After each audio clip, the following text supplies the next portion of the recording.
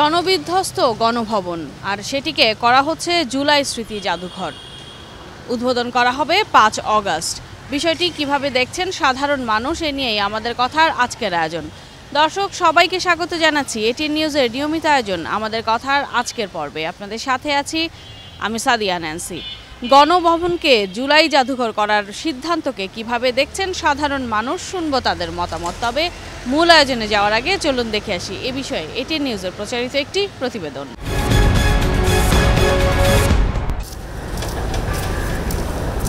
জনরোষের মুখে দেশ ছেড়েছেন শেখ হাসিনা। ক্ষমতাচ্যুত প্রধানমন্ত্রীর সরকারি বাসভবন গণভবনও রক্ষা পায়নি জনক্ষোভ থেকে। দ্রোহের আগুনে জৌলুস খসে গেছে ভবনটির। এটি এখন কেবল দুঃশাসনের বিরুদ্ধে জনমানুষের ঘৃণা আর বিদ্রোহের স্মারক।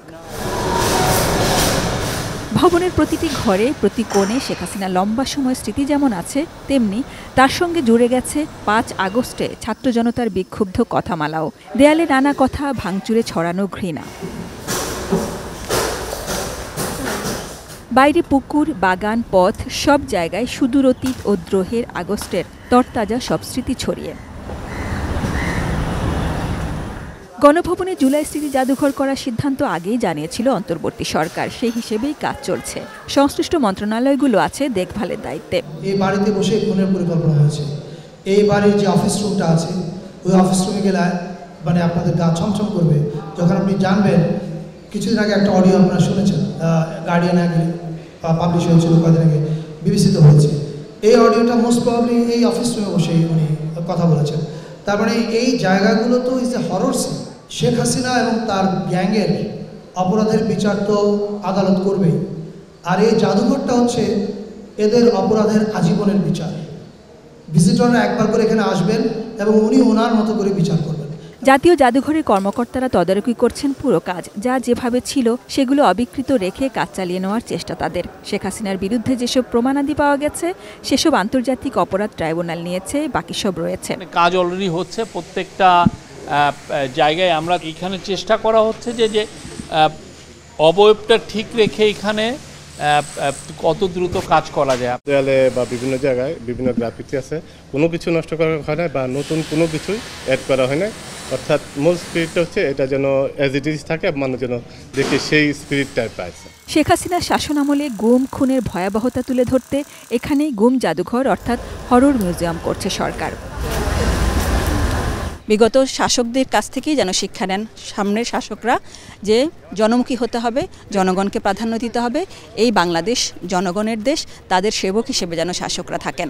জনগণও যেন সময় থাকতে নিজেদের অধিকার বুঝে নেন, সেসবের একটি চিহ্ন হয়ে থাকবে এই ভবন, এই জাদুঘর। সেই চাওয়া থেকেই এই উদ্যোগ, এমনই জানাচ্ছে অভ্যুত্থান পরবর্তী অন্তর্বর্তী সরকার।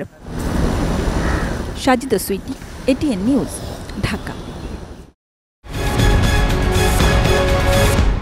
এতক্ষণ দেখছিলেন প্রতিবেদনটি। চলুন এবার চলে যাই মূল আয়োজনে, দেখে আসি এ বিষয়ে কি বলছেন সাধারণ মানুষ। জনগণ যখন এই গণভবনটাই ভিতরে যায় ভাঙচুরটা করছে, এটা কিন্তু মানুষের এই 16 বছরের ক্ষোভ ছিল, ঠিক আছে? সেই ক্ষোভ থেকে কিন্তু এই কাজটা করছে। এখন অন্তর্বর্তীকালীন সরকার এটা উদ্যোগ নিচ্ছে যে এটাকে একটা জাদুঘর করবে এবং জনগণের জন্য উন্মুক্ত করবে, যা ভবিষ্যৎ প্রজন্ম এবং সকল জনগণই এটা দেখতে পারবে যে এখানে একজন স্বৈরাচার ছিল। সে ওই স্বৈরাচারের দেখেই স্মরণ করতে পারবে, ঠিক আছে? এবং পরবর্তী রাজনীতিবিদ যারা আছে বা যারা এই সরকার গঠন করবে তাদের জন্য এটা একটা কি স্মরণীয় হয়ে থাকবে যে হ্যাঁ, এইখানে একজন স্বৈরাচার ছিল, তাকে মানুষ কিভাবে তাকে উৎখাত করছে। যে ইতিহাস থেকে মানুষ শিক্ষা নেয়, আবার সেটাকে আমরা একটু পরে বলি যে না, আসলে ইতিহাস থেকে শিক্ষা নেয় না।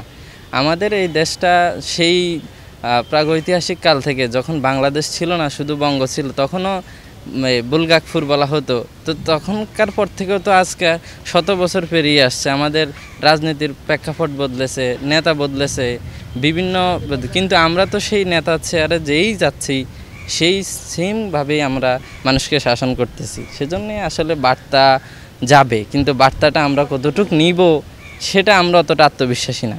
হাসিনা ছিল এক ধরনের স্বৈরাচার। তো স্বৈরাচার মানে ওই সময় দেখা যেত যে বাসাটা এরকমভাবে রাখছিল যে কাউকে ঢুকতে দিত না দেখার জন্য, শুধু যারা মানে বড় বড় ইয়া ছিল তারাই শুধু দেখতে পারতো।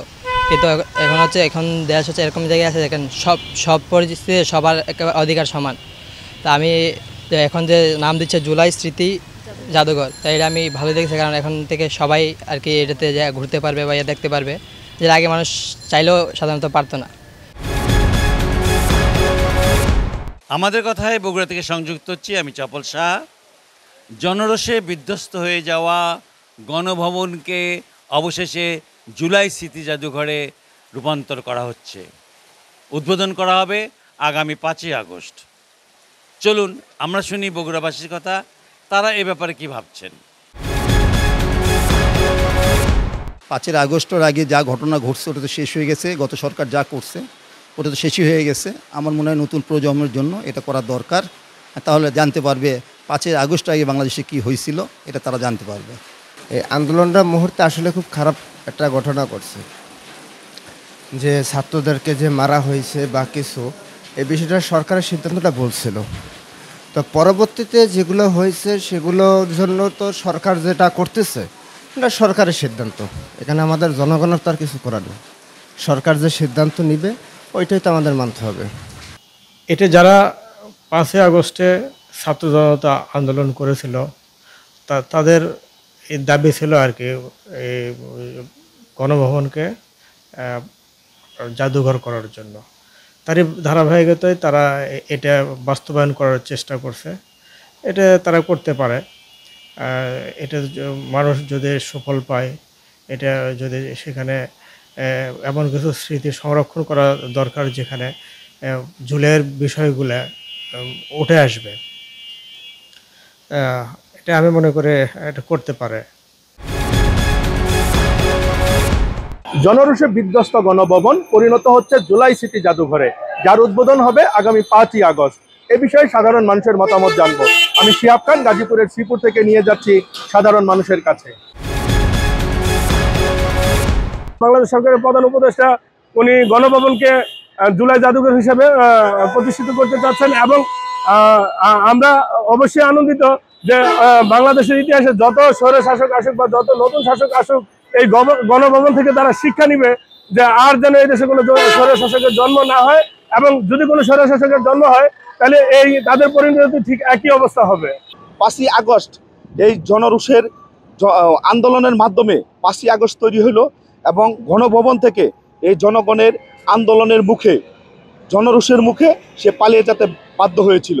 এখান থেকে বিভিন্ন রাজনৈতিক দল শিক্ষা নেওয়ার অনেক কিছু আছে, যে আর বাংলাদেশে কোনোদিন কোনো ফ্যাসিস্টের জন্ম না হয়, এই গণভবনের জাদুঘর তৈরি হলে এখান থেকে আমরা সেই শিক্ষাটা গ্রহণ করতে পারবো। এতক্ষণ দেখছিলেন সাধারণ মানুষের ভাবনা, আর এরই সাথে শেষ করছি আমাদের কথার আজকের আয়োজন। দেখা হবে অন্য কোনো দিন অন্য কোনো গুরুত্বপূর্ণ বিষয় নিয়ে সাধারণ মানুষের মতামত তুলে ধরার চেষ্টা করব আপনাদের সামনে। সে পর্যন্ত এতক্ষণ যারা সঙ্গে ছিলেন তাদের সবাইকে ধন্যবাদ জানিয়ে আজকের মতো আপনাদের কাছ থেকে বিদায় চেয়ে নিচ্ছি। আমি সাদিয়া ন্যান্সি। সবাই ভালো থাকুন, সুস্থ থাকুন, চোখ রাখুন ATN নিউজের পর্দায়।